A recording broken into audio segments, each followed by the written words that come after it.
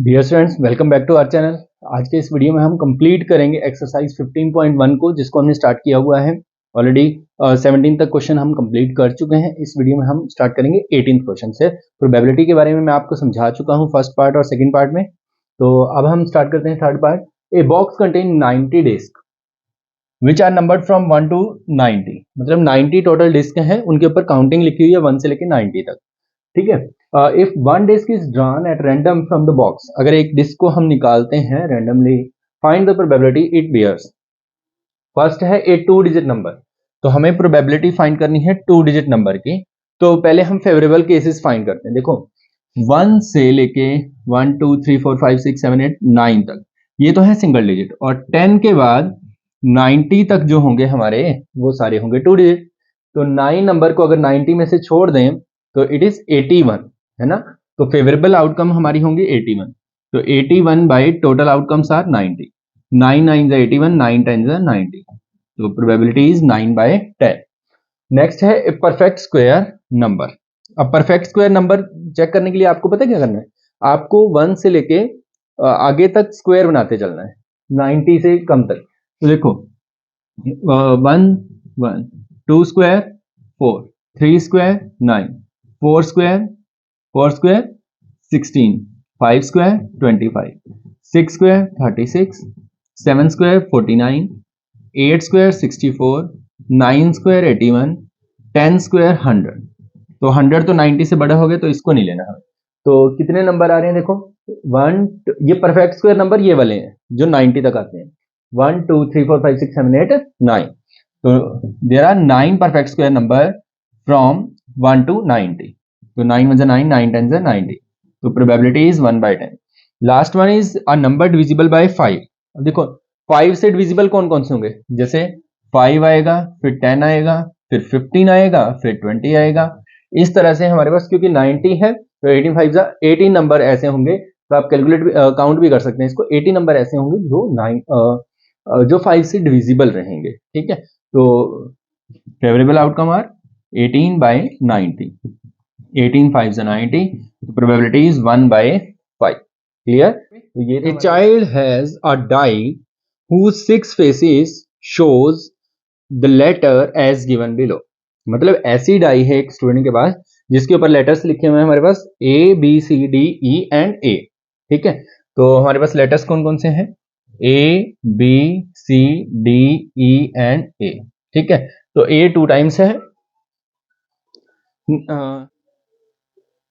we have to find die is thrown once, what is the probability of getting A। तो probability हमें निकालनी है first part में, probability of A. Probability of A जब हमें find करना है, ए इज 2 टाइम, तो favourable outcomes are 2। Total outcome 1 2 3 4 5 6। तो 2 1 2 2 3 6। तो प्रोबेबिलिटी इज 1/3। नेक्स्ट है second part, probability of D. तो probability of D is only 1 time, 1/6। Clear है। तो इस तरह से सिंपल क्वेश्चन था 19। नेक्स्ट 20th की स्टेटमेंट देखते हैं स्टूडेंट्स। 20th की स्टेटमेंट जो है वो भी बिल्कुल इजी है, थोड़ा सा हमें ध्यान से समझना है बस।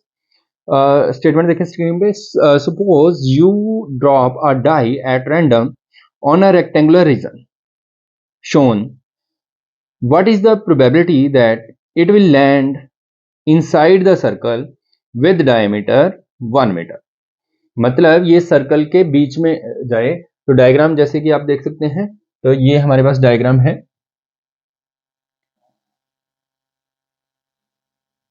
ये इसके अंदर सर्कल है, तो सर्कल का डायमीटर जो है वो 1 मीटर है। तो रेडियस कितनी हो जाएगी, 1/2 मीटर। ठीक है। और हमें गिवन है it is 3 metre and it is 2 metre. इस सर्कल के बीच में आने की प्रोबेबिलिटी क्या होगी, तो favourable outcome is this circle, total outcome is this rectangle. ठीक है। तो हम पहले देखो इसका एरिया फाइंड करेंगे, इस एरिया में गिरने की प्रोबेबिलिटी हमें निकालनी है ना, और डिवाइड बाय दिस एरिया। तो पहले इसका एरिया फाइंड करते हैं, area of circle pi r square होता है ना। तो पाई की वैल्यू हम यूज ही नहीं करेंगे, एज इट इज रख लेते हैं पाई R is 1/2, दैट मीन्स π/4, ठीक है, स्क्वायर यूनिट। इसी तरह से एरिया ऑफ रेक्टेंगल, शॉर्ट में लिख देते हैं, area of rectangle is length multiply breadth, that means 3 × 2 is equal to 6। Clear. अब हमें निकालना है probability die will land in circle. Die जो है वो सर्कल एरिया में आएगी, तो फेवरेबल आउटकम हमारे पास है π/4 and total outcome is 6, by कुछ भी नहीं है तो 1, तो इट विल बी π/4, डिवाइड का क्या हो जाता है, रेसिप्रोकल, 1/6, तो π/24 इज आवर फाइनल आंसर। ठीक है, इस वे में आपने इसको कैलकुलेट करना है। नेक्स्ट स्टेटमेंट देखते हैं 21st आउटकम्स, है ना। A lot consists of 144 ball pens and of which 20 are defective। मतलब टोटल बल्ब्स जो हैं वो हैं हमारे, टोटल बॉल पेन्स वो हैं 144 और जिसमें से 20 डिफेक्टिव हैं एंड अदर आर गुड, और बाकी बचे जो हैं वो गुड हैं। Noori will buy a pen if it is good. Noori जो है खरीदेगी पेन को जब वो डिफेक्टिव नहीं होगा, है ना, मतलब गुड होएगा। अगर डिफेक्टिव हुआ तो नहीं खरीदेगी। The shopkeeper draws one pen at random and give it to her. Shopkeeper ने एक रैंडम पेन लिया और उसको दे दिया। What is the probability that she will buy it. अब देखो, पहले तो हम लिखते हैं यहाँ पे टोटल हमारे पास है 144, ठीक है, जिसमें से डिफेक्टिव है हमारे पास 20, तो गुड वन आ जाएंगे, गुड वन हो जाएंगे 124, एम आई राइट, बिल्कुल। तो वो पेन खरीदेगी। फर्स्ट हमें ये प्रोबेबिलिटी निकालनी है, probability she will buy it, she will buy it, वो उसको खरीद लेगी। तो खरीदने के लिए होना चाहिए गुड वन, तो दैट इज 124 डिवाइड बाय 144, ठीक है। कैंसल हम इसको कर सकते हैं, 4 पे कर दें, 4 3 ज़ा 12, 4 1 ज़ा 4, 4 3 ज़ा 12, तो 4 6 31/36। नेक्स्ट है she will not buy it, तो probability she will not buy it, ठीक है, वो इसको नहीं खरीदेगी, दैट मीन्स डिफेक्टिव है पेन। 20/144, फिर से 4 पे 4 5 ज़ा 436, तो आंसर इज 5/36। क्लियर है स्टूडेंट। तो इस तरह से हमारा ये 21st क्वेश्चन कंप्लीट होएगा। नेक्स्ट करते हैं, इसमें हमारे पास इस तरह से टेबल गिवन है हमें, ठीक है। इस टेबल को हमें फिल करना है। Refer two example 13th example में ये हमें डाइस के सैंपल स्पेस को दिया गया है कि अगर 2 डाइस को एक साथ उछाला जाए तो ये हमारे पास इस तरह से आउटकम आती है। फिर फर्स्ट डाइस में भी 1 आ जाए, सेकंड में भी 1 आ जाए, या ऐसे हो सकता है फर्स्ट में 1 आ जाए, सेकंड में 2 आ जाए, फर्स्ट में 1, सेकंड में 3, इस तरह से टोटल 36 आउटकम हमारे पास बनती हैं। तो ये उस एग्जांपल में आपको रिप्रेजेंट किया गया है, मैंने यहाँ पे रिप्रेजेंट कर दिया है। तो इसका यूज करके हमें इस टेबल को कंप्लीट करना है, ठीक है। फर्स्ट तो काम हमें ये करना है। अब देखो इवेंट क्या है, इवेंट ये कहता है सम ऑन 2 डाइस, मतलब दोनों डाइस पे जो नंबर आ रहा है उनका उनको ऐड करके देखें हम। जैसे 1 + 1 2, 1 + 2 3, तो सम जो है 2 आना चाहिए, तो इसको ऑलरेडी फिल करके हमें दिया गया है 1/36। ऐसा क्यों? क्योंकि 2 सम सिर्फ इस इवेंट का आएगा और किसी का नहीं आएगा। 3 सम अगर हमें लेके आना है तो 1 + 2 3, 2 + 1 3, that means 2 statements are there whose sum is 3, तो प्रोबेबिलिटी इज 2/36।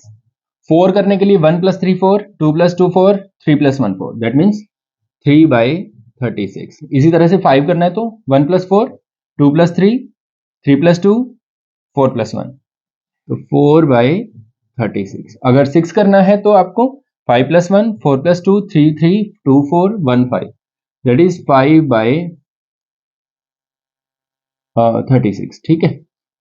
उसके बाद हम देखते हैं 7 अगर हमें सम करना है तो 6 + 1 1, 2 3 4 5 6, तो 6 आउटकम हमारे पास ऐसे ही है। और 8th वाले का ऑलरेडी फिल करके दिया गया है। 9 सम अगर करना है तो 6 + 3 9, 5 + 4 9, 4 + 5 9 और 3 + 6 9, तो इट इज 4/36। 10 अगर करना है तो 6 + 4 5 5 4 6, 3/36। 11 अगर करना है तो 2/36। ठीक है, तो ये हमारे पास आउटकम बनेंगे इसकी। अब ये तो हमारी होगी टेबल कंप्लीट। नेक्स्ट जो सेकंड स्टेटमेंट है वो है a student argue that there are 11 possible outcomes. Student ने आर्ग्यू किया कि ये टोटल 11 पॉसिबल आउटकम बन रही हैं इस इवेंट के लिए। Outcome 2 3 4 5 6 7 8 9 10 11 and 12। Therefore each of them has probability 1/11। तो हर एक की प्रोबेबिलिटी कितनी होनी चाहिए? 1/11।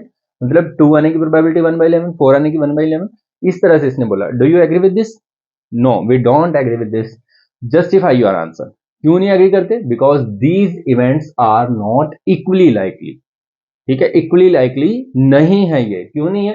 देखो 2 3 इसके पॉसिबल आउटकम 3 है, तो इक्वली लाइकली होता है जिनकी प्रोबेबिलिटी सेम रहे। ठीक है, हर एक जो हमारे इवेंट होता है, हर एक इसके लिए एक वर्ड यूज करते हैं, मेरे ध्यान नहीं आ रहा।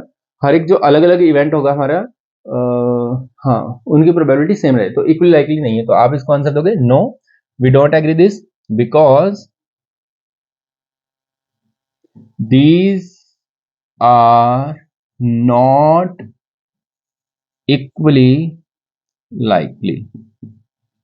ये आंसर आपने इसके लिए देना है सेकंड पार्ट के लिए। ठीक है, नेक्स्ट स्टूडेंट्स 23rd क्वेश्चन। इसमें आप देखें statement, a game consist of tossing 1 rupee coin 3 times. मतलब 1 रुपए के सिक्के को 3 बार उछालना है हमें। तो वैसे एक सिक्के में आउटकम कितनी होती है? हेड आएगा या टेल, तो 2 आउटकम होती है, तो हमें इसको 3 बार उछालना है। And noting it's outcome each time, और 3 बार उछालते हैं तो तीनों बार हम इसको नोट करते हैं क्या आया है। Hanif wins if all the tosses give the same result, that is 3 heads और 3 tail। हैनिफ जो है वो तब जीतेगा जब तीनों के तीनों सेम आएंगे। ठीक है, एंड लॉसेस अदरवाइज, वरना हार जाएगा। Calculate the probability that Hanif will loss the game. अब वो हार जाएगा, इसके लिए पहले हम सैंपल स्पेस बनाते हैं। देखो 3 बार उछालना है एक सिक्के को, तो सैंपल स्पेस क्या बनेगा? सैंपल स्पेस होता है जिसमें हम टोटल आउटकम लिखते हैं। फर्स्ट केस तो हो सकता है कि तीनों हेड आ जाए हमारे पास, है ना। सेकंड केस बनेगा हेड आ जाए और एक टेल आ जाए। थर्ड बनेगा हेड आ जाए फिर टेल आ जाए फिर हेड आ जाए। और फोर्थ बन जाएगा टेल आ जाए हेड आ जाए और हेड आ जाए। फिफ्थ बनेगा हेड आ जाए और बाद में दोनों टेल आ जाए। फिर आ जाएगा टेल आ जाए फिर हेड आ जाए फिर टेल आ जाए। और फिर हो सकता है दोनों बार पहले टेल आ जाए और फिर हेड आ जाए। और लास्ट हो सकता है कि तीनों ही टेल आ जाए। अब देखो ये जब आप आउटकम बनाते हो तो ध्यान रखना है कि कोई सेम अकरेंस ना हो दोबारा से, सारे अलग अलग है ना। तो टोटल हमारे पास है 1 2 3 4 5 6 7 8। क्लियर? तो टोटल आउटकम होगी 8। अब हैनिफ जो है वो जीतेगा कब? जब सेम आ जाए। तो ये दो केस तो जीतने के हो गए। अब हमें तो लॉस की प्रोबेबिलिटी निकालनी है ना, तो हम लिखेंगे probability Hanif will lose the game. Hanif हार जाए तो उसकी प्रोबेबिलिटी क्या बनेगी? 1 2 3 4 5 6 बाय 8, दैट इज 2 3 जा 6 2 4 जा 8 3/4। ये हमारी प्रोबेबिलिटी बनेगी इस क्वेश्चन के लिए। क्लियर है? ठीक है, नेक्स्ट जो है 24th question. A die is thrown twice, एक डाई को 2 बार फेंका गया है। तो स्टूडेंट्स याद रखना 36 आउटकम होंगी हमारे पास, जैसे मैंने इससे प्रीवियस क्वेश्चन 22 में आपको करवाया था। तो उसमें टोटल आउटकम जो होती हैं वो होती है हमारे पास 36। कैसे 36 होती हैं? 1 1 आ सकता है, 1 2 आ सकता है, 1 3 आ सकता है, 1 4 आ सकता है, 1 5 आ सकता है और 1 6 आ सकता है। ठीक है, इसी तरह से 2 1 2 2 2 3 इस तरह से करते हुए 6 6 तक जाएगा। तो टोटल आउटकम हमारे पास ये क्वेश्चन नंबर है 24th। ठीक है, तो ये था 23rd। टोटल आउटकम हमारे पास होंगी 36। तो what we have to find is what is the probability that 5 will not come up either time. ठीक है, 5 जो है 5 will not come up either time, दोनों ही बार 5 ना आए। तो एक बार मैं जल्दी से बना देता हूं।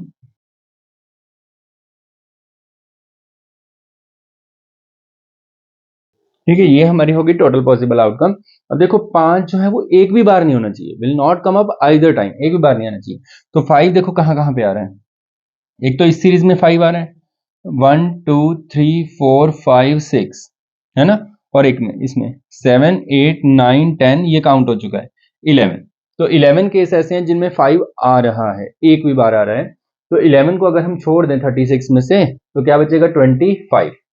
तो probability of 5 will not come up either time, एक भी बार 5 ना आए तो आइदर टाइम की ये हो जाएगा 25/36। ठीक है, ये हो जाएगा, क्योंकि 11 को हमने छोड़ दिया तो ये बन जाएगा 25। 5 will come up at least once, 5 will come up at least once, 5 जो है वो कम से कम एक बार आना चाहिए, दैट मीन्स 2 बार भी हो सकता है ना।